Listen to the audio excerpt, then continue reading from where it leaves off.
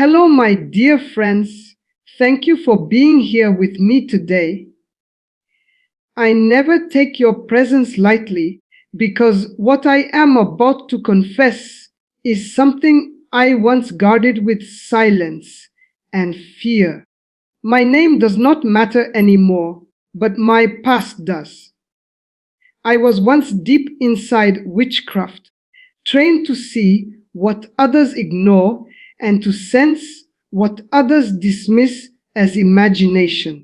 Today, I speak as a woman who escaped that darkness, and I want to talk to you about something resting quietly in your homes right now. Old family photos, smiling faces, faded colors, frames passed down through generations. You were told they are memories, but I was taught they are containers. Containers of emotion, trauma, vows, and spiritual residue. When you look at them, something looks back. Not with eyes, but with memory that still breathes. And I greet you today not to scare you, but to wake you up gently, before you keep unknowingly feeding what should have been released long ago. When I was initiated, one of the first things I learned was how energy anchors itself to objects. Hair, jewelry, letters, and especially photographs. A photograph is not just an image, it is a frozen moment of consciousness. When a picture is taken, especially during emotional events like weddings, funerals, wars, poverty, or sickness, something transfers. I remember being told, this is how bloodlines are monitored. I didn't understand at first, but later I learned how witches use old family photos to read generational weaknesses, repeating patterns, and inherited wounds. That smiling grandmother in black and white may have endured betrayal, abuse, or secret rituals. Her unhealed pain didn't die with her body. It rested, waiting. And every time that photo is honored without discernment, the energy remains active, quietly influencing the atmosphere of the home. There was a time I could walk into a house and immediately know which room held the strongest spiritual imprint. Almost always, it was where the old albums were stored, closets, drawers, walls near beds. These images act like mirrors that never forget. I was trained to meditate on photos, to access ancestral memories, to awaken agreements made decades before the person looking at the photo was even born. This is why some families experience the same tragedies again and again. The same type of marriages, the same sickness, the same financial collapses. They think it's coincidence, but I knew it as continuity. Photos keep emotional frequency alive. They do not judge whether the moment was holy or broken. They preserve it equally, like a sealed jar holding air from another century. Let me tell you something that still makes my hands shake. We used to be instructed never to destroy a family photo unless a replacement ritual was done. Why? Because destroying it without authority could cause spiritual backlash. That should tell you how powerful these objects are. When people die suddenly, especially violently, their images become portals of unresolved departure. I once worked with a coven that used war, time photographs to stir fear in bloodlines connected to those soldiers. Sounds unbelievable, I know. But fear has a frequency, and photos replay it endlessly. When descendants feel unexplained anxiety, panic, or heaviness near certain images, it is not imagination, it is resonance, something old recognizing itself in new flesh. You may wonder why I am revealing this now. It is because many of you have been praying, fasting, and doing everything right, yet something feels stuck. You love God, but heaviness lingers. You break habits, but patterns return. And no one ever told you to look at what you inherited visually. Witchcraft thrives on what families keep without questioning.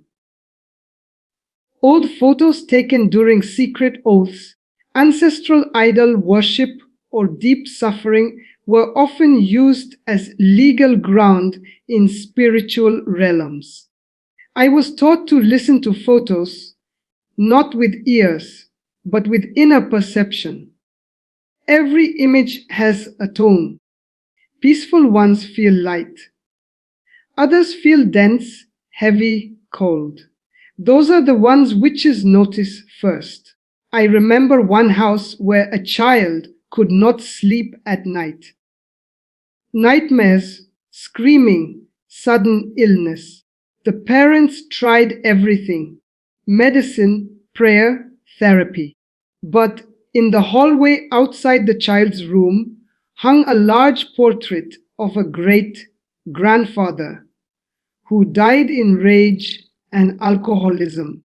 The moment that photo was removed and prayed over, the atmosphere changed.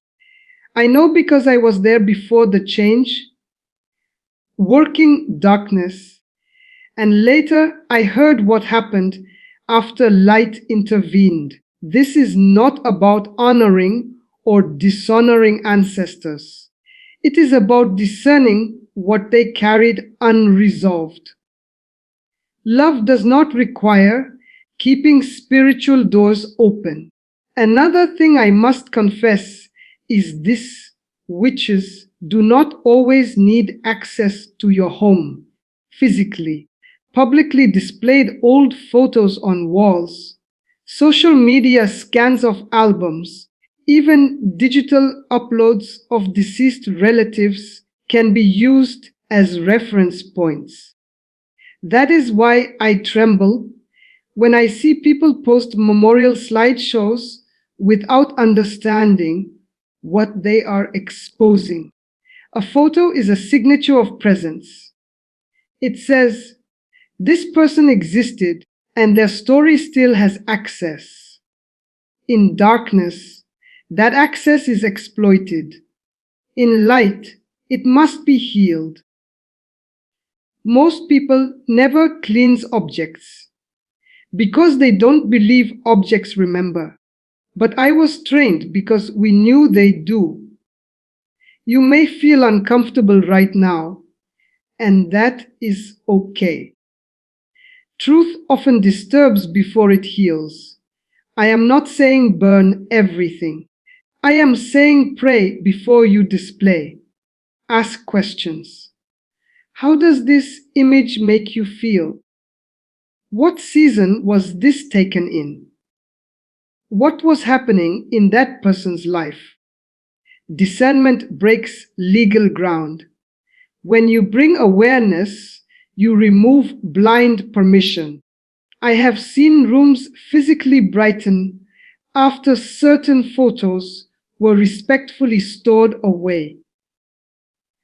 Instead of being constantly displayed, atmospheres respond to wisdom. I also want you to understand that not all old photos are negative. Some carry blessings, courage, faith, endurance, and sacrifice. But witches were trained to identify which ones carried wounds. You were never taught this, and that is why I am speaking now. Light exposes what darkness relied on staying hidden. These images are silent teachers. The question is, what are they teaching your household daily? Fear, strength, trauma, or peace? Awareness is the first step to freedom. Before I end this first part, let me say this clearly: you are not cursed because you own old family photos. You are powerful because you can choose what has authority in your space. I lived on the other side of this knowledge, and I am telling you, once you see it, you can never unsee it. In the next part, I will confess how energy in photos can be released, healed, and transformed without fear, without rituals of darkness, and without dishonoring your family. Stay with me, because this is where hope begins. Welcome back, and thank you for staying with me. If you are still here, it means something inside you recognized truth, even if your mind is still processing it. I want to continue by telling you something incredibly important. Energy trapped in old family photos does not have to remain trapped. That was one of the biggest lies I was taught in witchcraft. We were told only rituals, spells, or bloodline authority could change what was stored. But that is not true. Light has authority darkness never wants you to understand.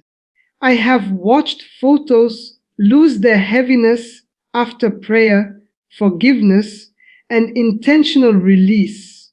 Objects respond to spiritual authority, not fear. Fear feeds darkness. Truth dismantles it. One of the first steps is acknowledgement. When you ignore something, you unknowingly agree with its presence. When you acknowledge it, you reclaim authority. Speak out loud if you must. This photo represents a moment, not a prison.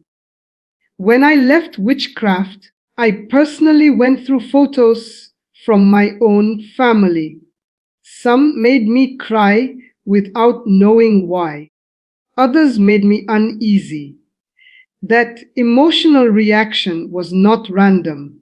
It was memory calling for healing. I prayed not to the image, but over the history behind it. I released what was never resolved, and I felt something lift. This is not symbolism. This is spiritual law. Witches fear forgiveness because forgiveness severs energetic chains. Many old photos are connected to unforgiveness, shame, secrecy, or grief that was never processed. When you forgive on behalf of a bloodline, you collapse structures built on pain. I was trained to exploit unresolved grief because it anchors easily. That is why photos from funerals, sickness, or hardship were prized in dark practices. But when you speak peace into those memories, the anchor dissolves. The image becomes just paper again. No weight, no pull, just history. Another powerful truth is this: you do not need to destroy everything to be free. Sometimes removal from constant visibility is enough. Constant exposure reinforces connection. That is why witches revisit objects repeatedly. Store photos respectfully. Pray before storing them. Bless the memory, but close the door to influence. Authority does not scream, It speaks calmly and firmly. Darkness recognizes it immediately. I have seen practitioners panic when believers did this unknowingly because it disrupted access without confrontation. I also want to talk about children. Children are more sensitive than adults. If a child reacts negatively to a specific photo, listen. Do not dismiss it. Their spirit perceives what logic explains away. I remember being told, children see before they learn to ignore. Many times, night terrors, fear of certain rooms, or resistance to sleeping alone were linked to images nearby. Once addressed, peace returned, not because of superstition, but because permission was removed. Digital photos matter too. Energy transfers through intention and focus. If you feel heaviness when scrolling old family images, pause. Pray. You are not weak for feeling it. You are perceptive. Darkness fears perceptive people. That is why society is trained to mock intuition. But intuition guided me out of witchcraft and into truth. Listen to it. Discernment is a gift, not a threat. I want to be clear again, this is not about blaming ancestors. Many of them survived impossible circumstances. Honor their strength, but release their pain. Pain does not need to be preserved to respect history. Healing honors them more than silent suffering ever could. When you heal what they could not, you bring rest to the bloodline. That is something witches never want families to realize. As I speak now, I know some of you are thinking of a specific photo, a specific face, a specific feeling. That is not coincidence. That is awareness awakening. Do not rush. Do not panic. Just bring light. Darkness collapses quietly when exposed. You do not need dramatic actions. Consistent truth is enough. I left witchcraft because I saw how much effort darkness puts into maintaining control and how little effort light needs to dismantle it. Old family photos were tools because families never questioned them. Now you are questioning. That alone changes everything. What once held weight loses it when authority shifts. If this message helped you, share it with someone who needs understanding, not fear. My goal is not to alarm you, but to free you. I speak because I survived the knowledge that was meant to trap others. And now, instead of using it to bind, I use it to release. Thank you for listening to my confession. You are not powerless.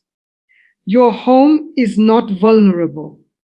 And your past does not get to decide your future. Light has already entered the room the moment you chose to listen.